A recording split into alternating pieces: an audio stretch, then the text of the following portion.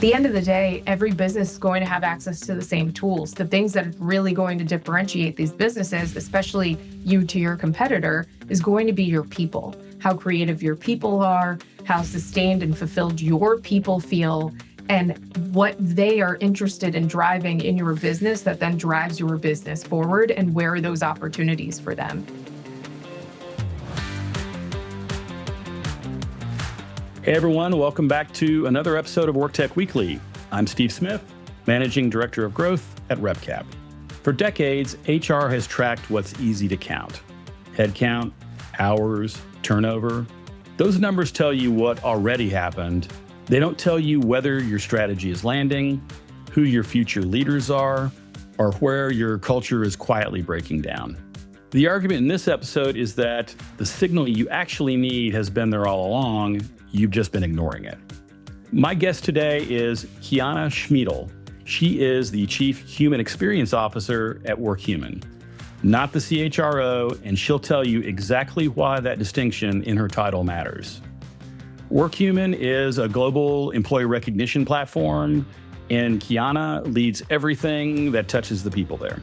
In this conversation, we talk about how Workhuman is approaching AI internally, why they started by asking employees what problems they actually needed solved, and how peer-to-peer recognition data is turning out to be one of the most honest real-time signals an organization has about culture, strategy execution, and future leadership. We also get into what it means to make work more human today. Let's get into it. KeyAnna, welcome to the podcast. Thank you so much for having me. We're excited to have you here. I want to dive in by starting with your title, Chief Human Experience Officer at Workhuman. We don't see many Chief Human Experience Officers. You want to talk about that title? Well, I think it means I'm involved in more conversations, and more importantly, my team are embedded in more parts of the business and the activities of the business than is typically thought of in the traditional model. I think it helps that, here at Workhuman, we make and sell people software, right? HR software, human experience software, talent team software, whatever you want to call it. And for us, it means that, when I came in, I said, we should be customer zero for all facets of our platform, but we should also be prospect zero, right? We have the team of practitioners right here that are the same people that we try to partner with externally and bring on as clients. So let's be part of the product and development conversation. Let's make this idea of, innovate and improve just part of how this team works and how this team partners with the business. I think that's a great way to approach the work. I think that everything you were just talking about very much sounds like a product leader. It's a very product sensibility. It seems like you bring very much a product development mindset to HR with a lot of like fast feedback loops, iteration, looking for themes, focusing on communication.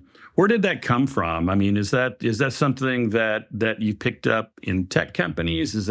What is it about that has become embedded in your work? And then what are some other ways that it comes into practice?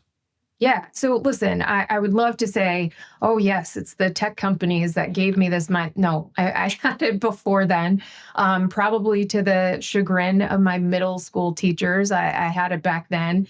And it's this idea that I came to learn through, university studies, that it's systems thinking. It's saying like there are a myriad of ways to look at this. And so what's the best way to look at through this prism to see most clearly and get to the root cause of what's going on, as opposed to getting trapped in treating symptoms, right? So I would tell you, I think part of it is growing up in a mostly white environment. My grandmother moved our family before I was born out into the suburbs in a town in Massachusetts where they were the second Black family. And I grew up, and it was, a few more Black kids, a few more Puerto Rican kids, but still very much a white town. And so for me, I very quickly early on realized that me being different inherently made some folks comfortable. When it came time to stop teaching history and pivot to Black History Month for the February of it all, and then get back to the rest of history. Me being in the room made teachers and students feel like they couldn't maybe answer as honestly as they would want to, or breeze over parts that they think that I would care about. And it was interesting to realize that that's the impact that you have in just being different. And I think it just meant then, okay, well, you're uncomfortable, but you being uncomfortable makes me uncomfortable because I haven't done anything. So can we have a conversation about why that is and understand each other better? And whether or not that makes us friends at the end of the day, it at least means that we have a basis of respecting each other and understanding where each other are coming from. And I kind of took that and sort of built my college and learning career around that. I worked full time in hospitals, in pharmacies. Originally thought I wanted to be a nurse, and then worked for a very long time in higher education at Harvard Medical School, and then at Harvard proper, the Graduate School of Arts and Sciences. And I would tell you that the through line in my career has been asking those questions. I asked enough questions as the receptionist at the front desk of the dean school that then they created a dean briefing coordinator role for me. And it's because people were disarmed by my questions because they were underestimating me, which meant the question that everybody else has in the room, but they think they would be deemed stupid if they asked it out loud. I get to ask it because people are not assuming that I know in the first place. And so that meant I got access to information easier than folks who were way more tenured than I was. It also meant that I wasn't afraid to build relationships with faculty, students, and people in the administration, which just then made me better at my job. And so in some ways, I've learned that it's a bit of a superpower. You can plop me into a room and I'm going to have a great conversation with the people that are there and who want to engage. But at the same time, it's then saying, here's what I'm taking from this. Here's how I'm bringing this back to my team. Here's what I think we should start thinking about and how it could change our approaches. And here's what I want them to kind of chew on and then bring it back to me and say, do we think this works? And so I think it's both the questioning, but like having a collaborator's heart at the center of everything. Well, I love the fact that you kind of want to get to talking about the elephant in the room, because I think that especially right now in the industry, it's really important because the elephant in the room is AI. And I think that HR has had yet another thing dumped in their lap. A few years ago, it was COVID, figure that out. Now it's AI, figure that out. And it's really kind of funny how, when you think about this, somewhat patronizing conversation around, HR needs to earn its seat at the table. It's just like, well, then how come every time there is a major shift in the business environment, it gets dumped in HR's lap? How are y'all handling AI at Workhuman? Because I think that there's from what I've heard some really interesting things that point to you're doing it in a very different and very correct way to approach it. So how's that going so far? Man, we could spend an entire podcast series around the why is it that HR is supposed to be proving its seat at the table again? But I think a couple of things. One, I think there are still longstanding, very traditional organizations and mindsets within some organizations that remember when HR was personnel. And they remember when it was, how many people do we have here? How much do they cost us? What are they going to cost us tomorrow? And how do we make sure that that cost stays in line with the growth trajectory of the business, right? And then we said, no, we want to measure some other things. And we got into turnover and measuring hours. And then we got into, well, what about employee sentiment? And so we're going to ask them the same set of questions over and over. And we're going to then say, all right, here's what we're going to do about it. But by the time we implement anything, we're asking you the next set of surveys and so on. And it kind of has just grown from there. And I think that honestly, HR and people in the people space has been much more sophisticated than anyone realizes on the whole, but are only able to rise to the level of the sophistication that the business will allow them to be at. And so when we're talking about AI, it's because everybody knows, You can't just say embed AI and then all of a sudden the thing is happening. You embed things through the people, be it new technologies, processes, whatever it's through the people that work at the organization. And so, yes, a lot of people will say we're dumping AI onto HR and they need to figure it out. Or, a tech leader will take on the AI, but then they know that they have to be partnering with HR to make these things work. And I think for us here, one, I can't walk down the hall without bumping into somebody who has an idea around how we could do the people stuff better, right? Everybody here, to some extent, thinks that they're a people or a talent expert, and in a way that's wonderful, and in a way it's a little bit exhausting, but that's okay, because everybody is well-intentioned. But what it means is that there's an expectation that we will be part of the conversation. And that if a conversation starts without us, we'll very quickly be added to it and find out about it and make our way in there. And I think what's nice is that as my tenure has grown here, that's the pulling us in is less and less, and that it's starting with us is more and more. And it's seen more as a joy rather than a chore, right? So when we started the AI hackathons, that was the CTO and myself, along with product and everybody else that you would think of, right? When we launched the AI Council, that was me looking at him and saying, we probably got to do a thing. And he was like, yep, here's what my team has started to think about. And I said, here's what my team has started to think about. Let's bring in comms. Let's bring in market. Let's bring in the other minds that we'll need to solution for this. But I think where it works really well is that the approach that I have is let's start with trusting the people until they prove we can't trust them anymore. And let's start with asking them questions about how they are already using AI in their day-to-day and how they would like to be using it at work, right? Because that operates under the assumption, we know you're doing this. You can submit this anonymously if you want to, but we want to understand the tools that you feel work really well for you, and that if you had them here would allow you to take off and get out of the tasks and into more of the work that you want to be doing. And we got real, true, honest feedback about that. And that informed a number of the tools that we have decided to invest in. And people know that. They know that because they shared this with us.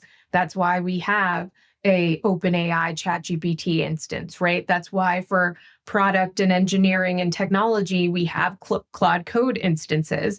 It's why we've invested in adaptive learning platforms. It's because we said, all right, we're hearing this is how you would like to use it. And these are the tools that you feel like are the easiest ones for you to acclimate to. Let's start there. Let's see how that goes. And then let's see if we need to make any tweaks along the way.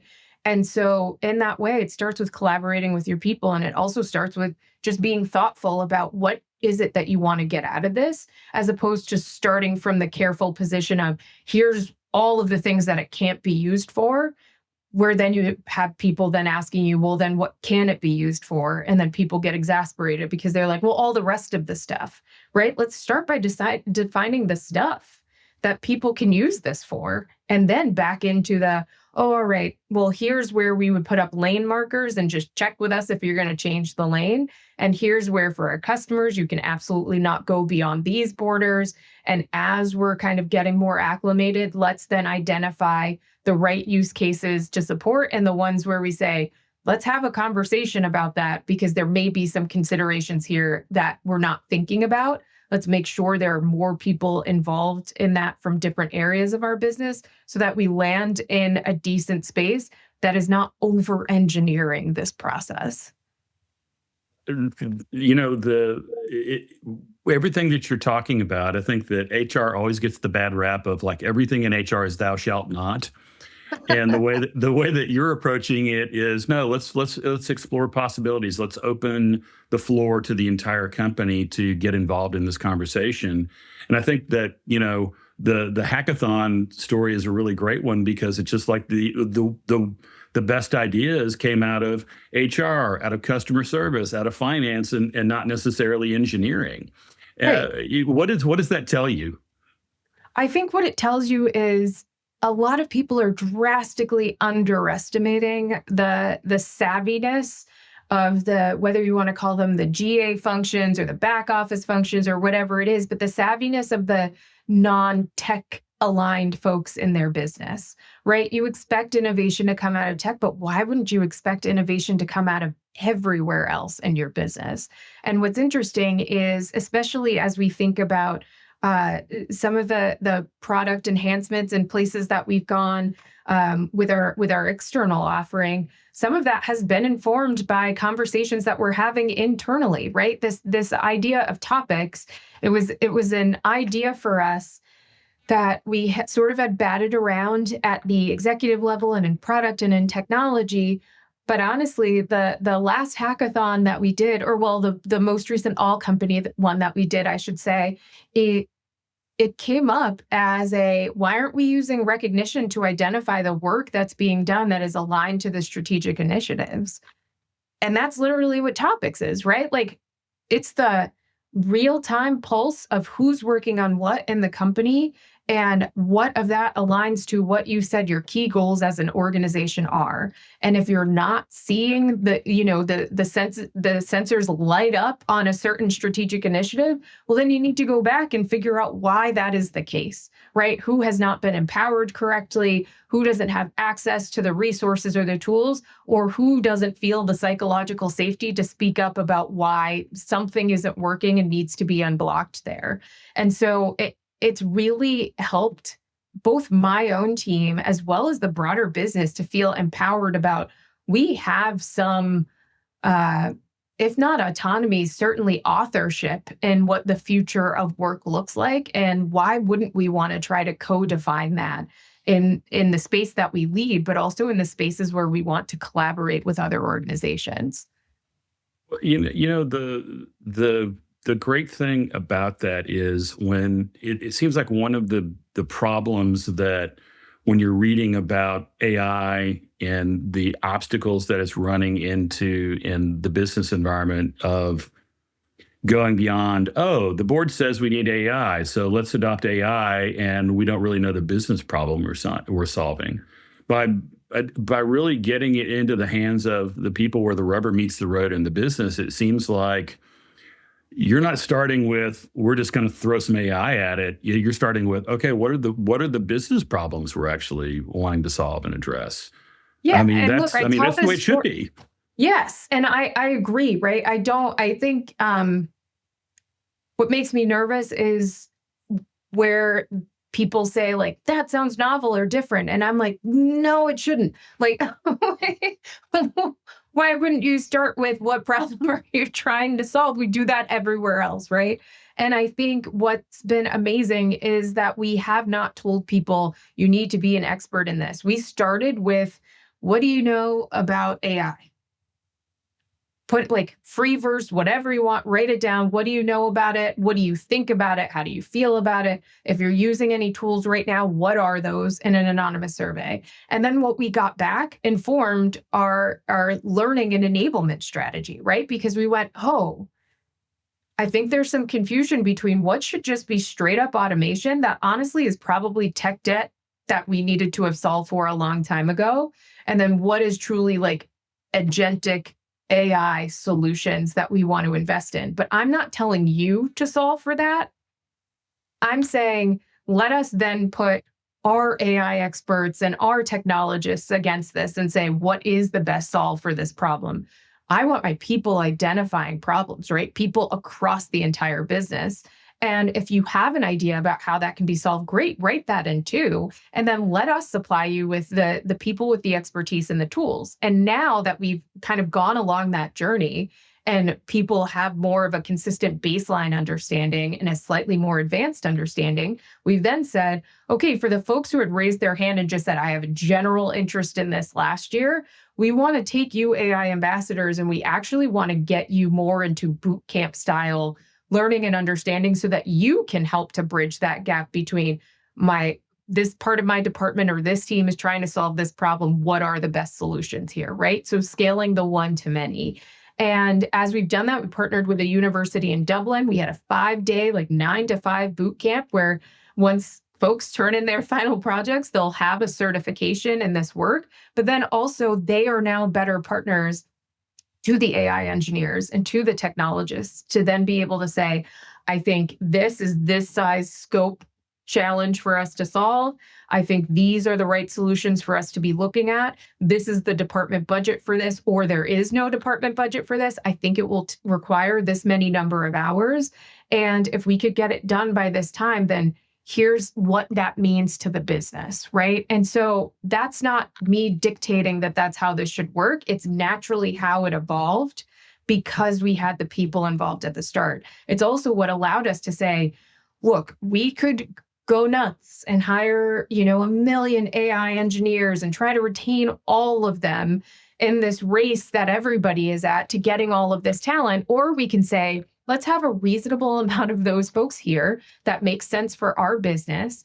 And let's identify out of all of the challenges that we said we want to solve with AI, let's have them then cut it down to, okay, these are the top 50. Here's the first 2 that we're going to work on because they are the meatiest and we think they're going to take the longest. And the rest of these will actually take less time, but these proof cases here, for us, it's in customer service and it's in customer excellence. If we do all of those things, it's likely going to have a knock-on effect to the next 25 projects on the list. So let's start there. And that's what we said we're doing from a company-wide investment. We're starting in those 2 areas to say, let's really solve these more gnarly challenges that we think get us more scale and support, that we think allow us to have a additional headcount prevention conversation, as opposed to just, oh, you're bringing in AI, so you should be shedding X number of bodies, right? Like we don't want that to be the main part of the conversation. It's what problems are you trying to solve and how are we doing right by our folks that are here first before we think about new folks that we're necessarily bringing in. You brought up something that is sort of, if we're going to be talking about elephants in the room, is the way that some companies are approaching AI as a cost-cutting play. And I think that what we're starting to see kind of broadly across the workplace today is a lot of existential dread on the part of employees when it comes to AI. Is like, oh, am I going to have a job in 5 years? Am I training AI to replace me? How are you handling that internally at Workhuman? Obviously you're a culture building company. You have to be very thoughtful about it. You work with some of the largest brands in the world to help them build cultures. How are you approaching this kind of gnarly problem? Honesty, transparency, authenticity, and humility. Look, those are my personal core values. I think they align quite well with our values here at Workhuman, but it's having honest conversations about what we know and what we don't know, and updating that information as frequently as possible. And also asking the questions of the people to say, what is it that you're looking to know right now? We also are, we're a little bit cheeky. We're a little bit fun. We had a campaign last year around like the AI hype, right? And so we have our own sort of, I don't want to call them advertisements because that's too kind of grandiose and maybe a little bit gross, but like, these little mini marketing angles inside of our own building where it was like, AI is going to take your job to the next level. Like, let's talk about how you can invest in this upskilling and what you're looking to do. Our team is leading, just like any other people organization, a conversation around, what are skills? How does that align to the external market, to align up jobs? And it's really just for us to then be able to say, okay, and then these skills in this alignment mean this is the role, which has these types of tasks associated with it. And so here are the tasks that AI should take on. That then means the role primarily for the human is this. And maybe now there's some new interesting combinations of roles, right? On my own team, as we've evolved, it's been hey, now that we have internal communications back on the team, right? For the last year and a half, where it was in marketing before, these parts of the people spectrum that can kind of sit in different organizations. And when they sit in HX, it was like, well, but this is also a person who knows a lot about DEI and CSR. And so let's partner them with our sustainability person, and that's their portfolio. Well, now let's look at workplace experience and actually how it could be the broader working experience. And now you've got a broader culture portfolio, but with really critical pieces as a part of that. That wasn't a job that existed, X number of years ago. It's a job that's based on the skill set that that person has, and also how we think about bringing these core critical pieces together to support the broader work that we're trying to do and give folks more exposure to opportunities, to conversations, to sharing their lens on the work. And then I think, as we sort of think about the conversation about resourcing these things, you don't just throw AI at a problem and then say, there, cost savings, right? You hear from companies all the time that are like, we thought that our spend on tokens would be $20,000 a month, but it's actually $200,000 a month, because once you set up these 3 agents, that one is writing the code, the other one is checking the code, and then the third one is connecting all the dots, and then the first one rewrites the code again. Well, they're generating their own tokens. Nobody was thinking about that. So there is overhead in the AI itself. So until we actually sit down and truly think about what is the core differential for any business at the end of the day, and our CEO, my boss, Eric, says this all the time, the end of the day, every business is going to have access to the same tools. The things that are really going to differentiate these businesses, especially you to your competitor, is going to be your people, how creative your people are, how sustained and fulfilled your people feel, and what they are interested in driving in your business that then drives your business forward, and where are those opportunities for them. So there is no way that you get away from having a people conversation when you're talking about AI. And if you try to, you're just circling a nonsense discussion. And it's great to hear all of that, because it seems like the people part of the conversation is getting lost in the how are we going to implement the technology. I guess another thing that you were talking about earlier, it sounds like, the core of your business recognition is front and center with the way that you're approaching AI. So, I know that Workhuman has a new product, Topics, that turns recognition messages into real-time insights on whether a company's strategy is actually landing with employees. How is that actually working in practice? And is that part of are you actually kind of using that as you're implementing AI in your own organization?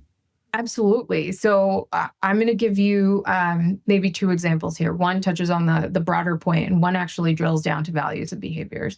So for the first point, we have, our company-wide strategic initiatives like any other organization does. And my team is tagged to a couple of them, but the one that you would probably not be surprised by is, AI and transformation and all of these great things. And so for me, it was, okay, great. So my head of global learning and enablement and performance is co-leading that effort with the head of technology, right? And so me and the CTO are the exec sponsors for this work. But we said, you all are closest to this in the whole how does this need to get done and the what. You're the 2 best people to have this conversation and to guide the organization. And so in that, you also have the person who it leads our internal recognition efforts. So being able to set up the topics to say, these are the strategic initiatives. Let's see how recognition is aligning to them in these moments. And then looking at the data and seeing, actually, those initiatives where things are flagged yellow, it's not that we're necessarily seeing, we're seeing a slightly less recognition for those moments, but what we're seeing in the natural language process would tell you something is really tough here, and we need to figure out what it is, right? It's the great job trying to disentangle this, ball of crossed wires that we thought was going to be an easy solve. And so now we realize we actually need to take a step back and do some more due diligence here, right? People getting recognized for things like that then tells me, okay, well, why wasn't it an easy solve?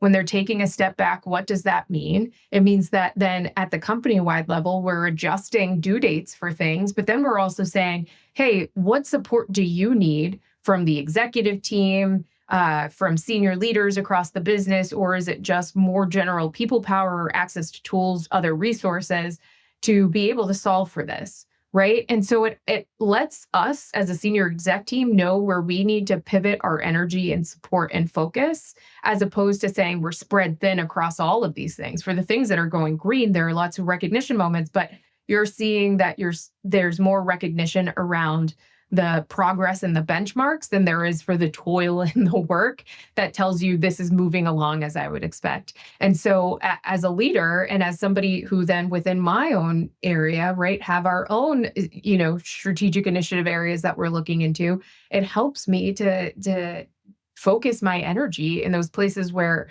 my support is definitely needed or could help cut the half time of a conversation or a series of efforts by a certain percentage. And so that then makes me feel like I'm more on top of, I understand what's going on and I'm in the right places at the right times. The second thing that I'll give you, I said around values and behaviors, is that as we've gone along and as, AI and transformation and this idea of like, I want to throw out the conversation around change management. There is not change management anymore. Like change management went out the window in COVID. We were not trying to manage anything. We were just trying to keep everybody adaptable and resilient enough to stick with it, right? Change is coming too frequently, too often to say you have to put a change management process to this. There are some pieces and tools from change management that are wonderful, but we also need to stop having conversations with our people like, okay, now that change is done, because then you're just starting up another one right after that anyways. And so I actually really like what the chief people officer of Klaviyo has to say around this. She says, I want change-able people, which actually just reads as changeable, who understand like the only constant is this idea of change. And so we've updated not the values, but the descriptors around the behaviors to help people identify, what do we mean when we say this now? Is there additional context that we need to consider? And for us, as part of the topics conversation, right, is during our all company meetings, we're having conversations and panels that are fueled by recognition moments to tell the story of, where does our value of innovation show up? Where does our value of respect for customers show up? Who are the people that are getting recognized for these things? And not just the people that you constantly hear about that are those very visible leaders, but the people who are everyday people who are doing this work and telling their stories in our business, because we are still about the people connection. And it's not just, wow, we achieved this goal. It's here who's helped us to achieve and make these accomplishments. And that's what I think is really important. And that's what Topics allows us to do, both in terms of the tool itself, but then the tool powering better conversations, better alignment to work and priorities. What does making work more human mean in 2026? After everything that's gone on with AI and is going on with AI, after the return to office fights, after all of just the noise that we've been dealing with in the 2020s workplace, what in your perspective does it mean to make work more human? I think it means finally putting to bed conversations about, can we treat our humans like adults? Right? I have kids, and my oldest is going to turn 12 this year, and my youngest is going to turn 8. And I will tell you that I let go of this concept of what it means to be a parent and started to really feel like, I don't know if I'm doing this right, but I feel like I feel good about what I'm doing when I was able to tell them, hey, I was working from home one day and they came home from school and they were asking me questions, and I was like, guys, can you just go figure that out? And they did. But then I came out and I said to them, I'm really sorry I snapped at you. I was not having a good day today. I had some hard conversations at work and I was really frustrated about that, but I took it out on you and I'm sorry. This wasn't about you and I want to be better for you. But that, I think, means maybe give me 5 minutes between when you come in the house to when you come ask me for something, so that I can make sure that I can turn around and just be mom and not mom who just came out of work. And they were able to get that. And then my youngest was like, the other day I had a bad day because Deirdre said this to me. And then all of a sudden you're in a conversation about your kid's day and their feelings, which, half the time I'm like, how is school? Good. Yeah. What was a great thing that happened today? Nothing. Okay. What was something that was not so great that happened today? Nothing. What kind of day was it? A day. Okay, cool. So like, those are the conversations that I want to have. And I think, we've been having conversations kind of around the people, almost like they're children. And we're saying, well, we can't let them do this. And we don't want them to be scared. So let's strategize how we have this conversation with them. And sure, people as a group, as like a body, a collection of human beings can have its own sort of momentum and energy, but individual human beings are reasonable. And so if you start from the mindset of prioritizing best intentions, and you have that across the board, employees to their managers, managers to their leaders, and so on, as well as on the way down, then what you get to do is prioritize the impact. What is the impact this had on you? You know that this wasn't my intention. Okay, that's great. But now let's talk about, well, if it made you feel this way, then I didn't nail it. So I need that feedback. So I think Workhuman in 2026 is truly open, honest, and transparent dialogue with your people across the business to say, what I owe you is to bring you in on what I know right now and trust that you can handle that until you show me that you can't. And for your people to be able to say, and I will trust you once enough time has elapsed from what you said to what's actually happening to know that that is consistent and it's true. It's a strong last word. I really appreciate you sharing that with us. KeyAnna Schmiedl, thank you so much for joining us today. It's been a great conversation. Thank you, and likewise. Most organizations have more cultural intelligence than they realize.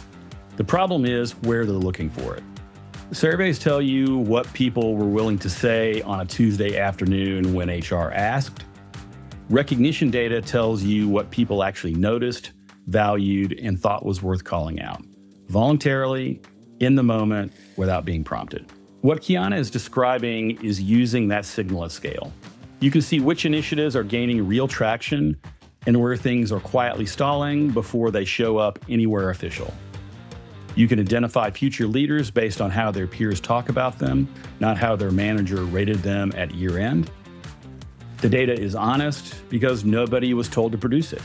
If you take away only one thing from this conversation, it should be her point about trust. Workplaces everywhere are seeing trust tanking. If you're worried about that in your own workplace, you can start by telling your people what you know and then updating them when things change. Then give them enough time to see if the message matches their reality. If you enjoyed this episode, make sure to subscribe to WorkTech Weekly on Apple Podcasts, Spotify, or YouTube. And I'll see you next time.